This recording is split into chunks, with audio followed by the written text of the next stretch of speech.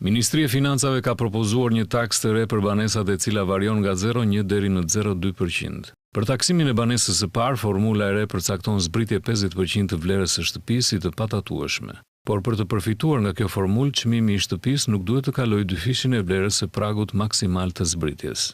Nëse ke një pronë e cila sot në Tiranë është 176.000 euro dhe është banesa e parë, atëherë sipas projektligjit, taksa që ti do paguash do të jetë 50% më pak e vlerës së kësaj prone.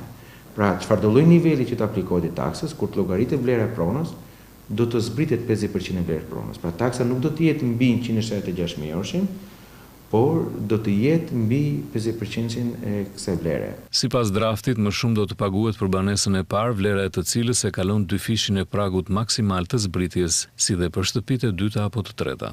Do të paguaj më tepër nga 1 janari 2029, kushdo i cili në atë moment ka një pronë e cila është të paktën 176.000 euro vlerë. Ndërkohë që për banesën e dytë do duhet të paguajnë minimumi dyfishin deri në 4 fishin.